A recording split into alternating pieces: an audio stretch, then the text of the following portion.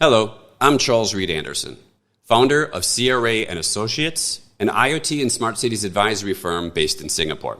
I wear a few other hats as well. I'm the host of the Tech Burst Asia podcast.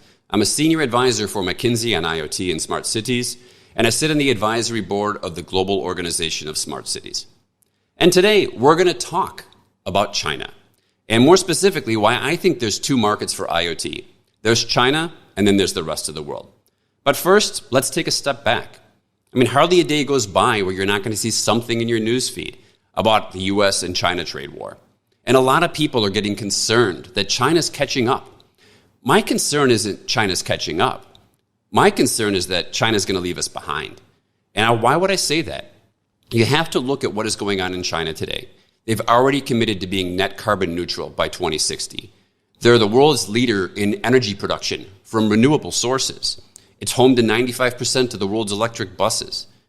The smart city initiatives at totaling 500 plus are leading in the world, and some of the best AI solutions out there. There's more unicorns popping up than I can count. But the problem you're probably asking yourself is, what does all of this have to do with IoT? And I'm going to try and explain that to you, but by looking at the IoT forecast on where markets are going. But it's a little bit different to go directly into China. So what I'm going to do first is take a look at the wider market. Now, it's actually relatively easy to get these numbers because there's a lot of firms that forecast IoT and low-power WAN connection forecasts for the future. The bad news is there's not a lot of consistency across them. So to compare the different low-power WAN technologies and forecasts, sometimes you need to pull data in from different sources. So I've done the work for you. I've tried my best to make sense of it. Let's see what I found out. To start out, we should look at where we are today. And the good news is it's pretty easy to get actual data. And conveniently, Ericsson releases a mobility report twice a year that gives you some good numbers to use as a baseline. And what they reported is that at the end of 2020, there was 150 million massive IoT connections in the world. Now, massive IoT, of course, is NB-IoT and LTE-M.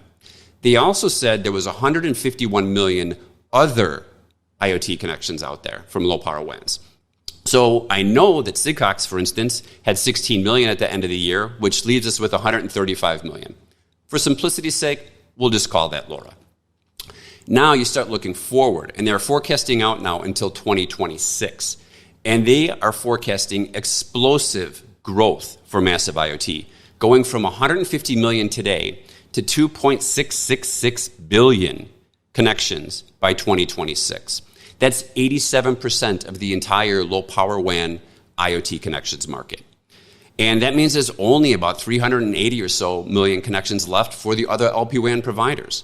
And if I use that same rationale I did to break down Sigfox and LoRa before, that means that LoRa would only be at 341 million and then 40 for Sigfox. So it's not a bright future if you believe this forecast. Challenge is I like comparing these to other forecasts as well. So what I decided to do was take the numbers from IoT Analytics. And what I like about what they're doing for their forecast is they're looking at the market share that each of the different low-power WAN vendors or technologies will actually have. So if I apply those market shares against that same 3.047 billion total market, I think we can find out something interesting.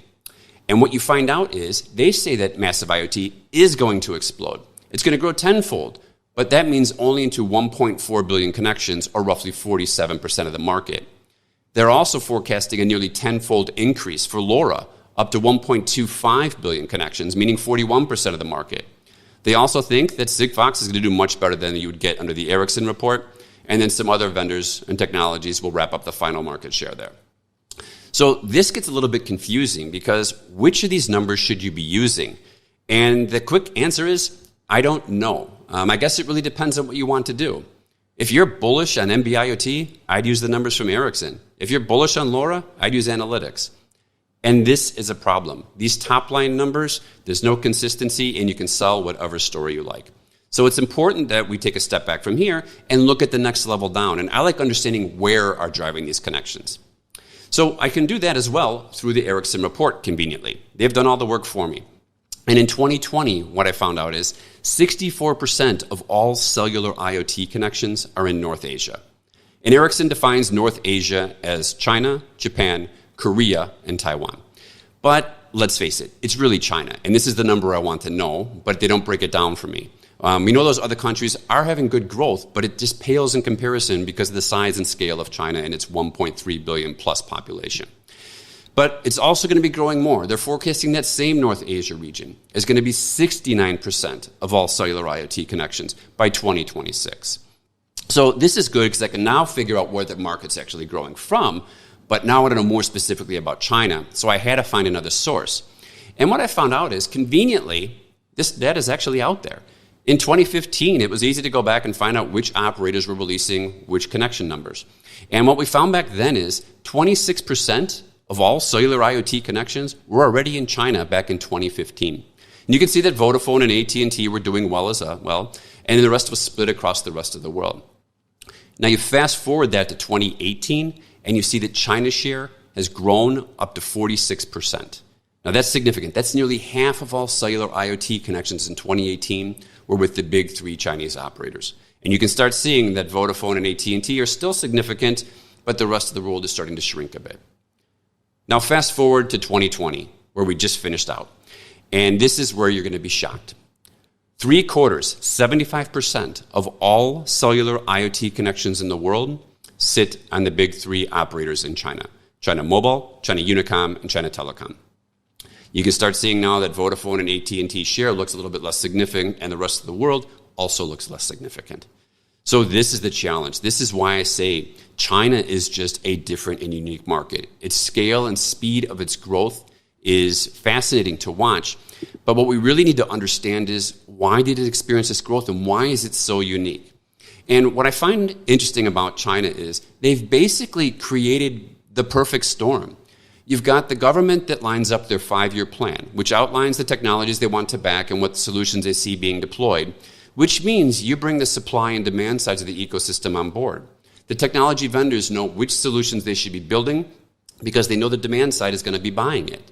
And it's not only that, all these things are produced locally, which means they're produced at the local Chinese price point, which means people can actually afford it. So what you've got is the entire ecosystem working in one direction. Now just imagine if we had that in the rest of the world. Well, we can imagine it. It's not going to happen. But that's why it's so fascinating, and we should be studying China closely to see how this plays out. The other thing you have to consider is they're about to decommission 2G, which means hundreds of millions of connections are going to roll across now to their massive IoT networks as well. And what I like about the China market is people think, well, eventually they're going to hit their peak. The big cities and the big vendors are really adopting technology. But this opportunity has a long tail on it because basically the leading ones are acquiring the leading technologies now, but they're going to be doing this for the next decade as solutions go into the lower tier vendors or the tier 2, 3, and 4 cities. So it's an exciting one to watch, and we should be learning from it. But we have to realize that we can't replicate it. It's a unique situation, but it's a great learning opportunity. So what are my recommendations? As much as possible, what I would say is ignore all these top-line market forecasts. They're meant to generate headlines, and they're not going to be accurate anyway, if that's one thing that history has taught us. So focus on the underlying trends, though. I broke it down by region today. What you really need to do is break it down by use case. Look into China and see which use cases are driving adoption. Number 2, we need to get over this us versus them mentality in the low-power WAN industry. There's far too many arguments on LinkedIn and social media saying, my low-power WAN is better than yours. There are reasons why each low-power WAN technology might be the best one for a specific use case and scenario. And we need to get over that and realize that all of them can succeed. It should be based on user requirements, yet we're just pushing, saying mine's better, you should only use mine. If we work together and actually understand if we move the market forward, we all win, we'll be in much better shape. So please stop all the infighting, and then I won't have to ban anybody else on LinkedIn. Next, don't ignore the mobile operators. And I think this one might raise a few eyebrows. And what I've been advising some mobile operators recently on is that they should incorporate LoRa into their solution portfolio. And I'm running up against a brick wall initially because they say, well, we have invested in LTE-M and narrowband IoT. And I'm like, yes, but this is complementary because specific use cases, in particular when they're focused on a specific site or user requirements or they need an encrypted LoRaWAN, why would you not offer it? Why try to push them to something that doesn't meet their requirements? And it's relatively easy because most operators have professional services firms which can easily deploy a LoRa solution.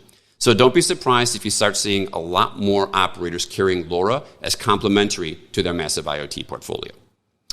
And the final thing now, we should come back to China and wrap up with this, is don't ignore what's going on in China. You should be watching it very closely.